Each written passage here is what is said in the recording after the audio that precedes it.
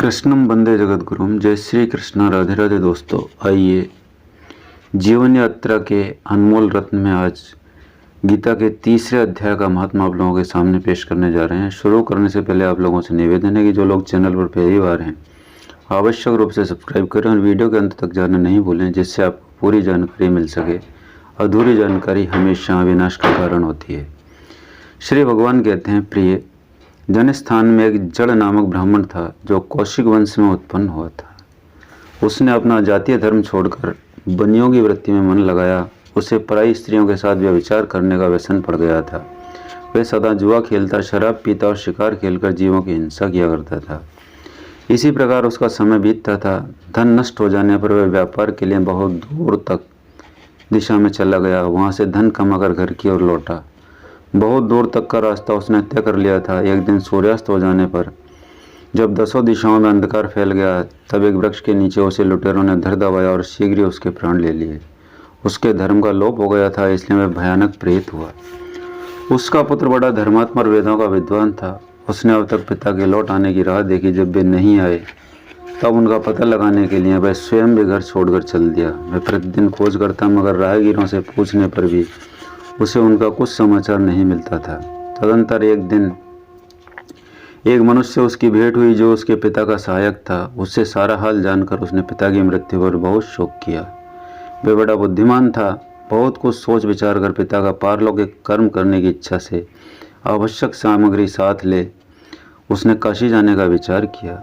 मार्ग में 7-8 मुकाम डालकर वह 9वें दिन उसी वृक्ष के नीचे पहुंचा जहां उसके पिता मारे गए थे। उस स्थान पर उसने संध्योपासना की और गीता के तीसरे अध्याय का पाठ किया। इसी समय आकाश में बड़ी भयानक आवाज़ हुई। उसने अपने पिता को भयंकर आकार में देखा। फिर तुरंत ही अपने सामने आकाश में उसे एक सुंदर विमान दिखाई दिया जो महान तेज से व्याप्त था। उसमें अनेकों क्षुद्र घंटिकाएं लगी थी। उसके तेज से समस्त दिशाएं अलौकिक हो रही थी। यह दृश्य देखकर उसके चित्त की व्यग्रता दूर हो गई। उसने विमान पर अपने पिता को दिव्य रूप धारण किए विराजमान देखा। उनके शरीर पर पीताम्बर शोभा पा रहा था और मुनिजन उनकी स्तुति कर रहे थे। उन्हें देखते ही पुत्र ने प्रणाम किया। तब पिता ने भी उसे आशीर्वाद दिया। तत्पश्चात उसने पिता से यह सारा वृत्तांत पूछा। उसके उत्तर में पिता ने सब बातें बताकर इस प्रकार कहना आरंभ किया, बेटा, देववश मेरे निकट गीता के द्वितीय अध्याय का पाठ करके तुमने इस शरीर के द्वारा किए हुए दुस्तज कर्म बंधन से मुझे छुड़ा दिया। अतः अब घर लौट जाओ, क्योंकि जिसके लिए तुम काशी जा रहे थे वह प्रयोजन इस समय तृतीय अध्याय के पाठ से ही सिद्ध हो गया है। पिता के योग कहने पर पुत्र ने पूछा, तात मेरे हित का उपदेश दीजिए तथा और कोई कार्य जो मेरे लिए करने योग्य हो बताइए। तब पिता ने उससे कहा, अनग, तुम्हें यही कार्य फिर करना है। मैंने जो कर्म किया है वही मेरे भाई ने भी किया था। इससे वे घोर नरक में पड़े हैं। उनका भी तुम्हें उद्धार करना चाहिए तथा मेरे कुल के और भी जितने लोग नरक में पड़े हैं उन सबका भी तुम्हें उद्धार करना चाहिए। यही मेरा मनोरथ है बेटा। जिस साधन के द्वारा तुमने मुझे संकट से छुड़ाया है उसी का अनुष्ठान औरों के लिए भी करना उचित है। उसका अनुष्ठान करके उससे होने वाला पुण्य उन नार के जीवों को संकल्प करके दे दो।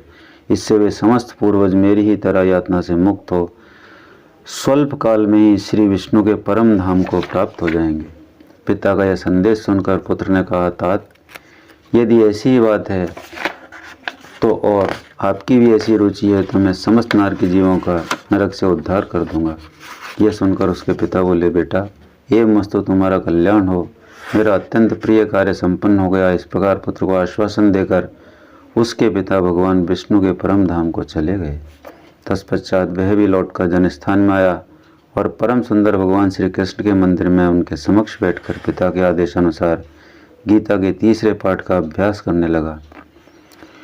उसने नारकी जीवों का उद्धार करने की इच्छा से गीता पाठ जनित सारा पुण्य संकल्प करके दे दिया। इसी बीच में भगवान विष्णु के दूत यातना भोगने वाले नारकी जीवों को छुड़ाने के लिए यमराज के पास गए। यमराज ने नाना प्रकार के सत्कारों से उनका पूजन किया और कुशल पूछी। वे बोले, धर्मराज, हम लोगों के लिए सब और आनंद ही आनंद है। इस प्रकार सत्कार करके पितृलोक के सम्राट परम बुद्धिमान यम ने विष्णु दूतों से यमलोक में आने का कारण पूछा। विष्णु दूतों ने कहा, यमराज, शेष सैया पर शयन करने वाले भगवान विष्णु ने हम लोगों को आपके पास कुछ संदेश देने के लिए भेजा है। भगवान हम लोगों के मुख से आपकी कुशल पूछते हैं और यह आज्ञा देते हैं कि आप नरक में पड़े हुए समस्त प्राणियों को छोड़ दें। अमित तेजस्वी भगवान विष्णु का यह आदेश सुनकर यम ने मस्तक झुकाकर उसे स्वीकार किया और मन ही मन को सोचा। तत्पश्चात मदोन्मत्त नारकी जीवों की नरक से मुक्त देखकर उनके साथ ही वे भगवान विष्णु के पास वास स्थान को चले। यमराज श्रेष्ठ विमान के द्वारा जहाँ क्षीर सागर है वहाँ पहुँचे। उसके भीतर कोटि कोटि सूर्यों के समान कांतिमान नील कमल दल के समान श्याम सुंदर लोकनाथ जगत गुरु श्री का उन्होंने दर्शन किया।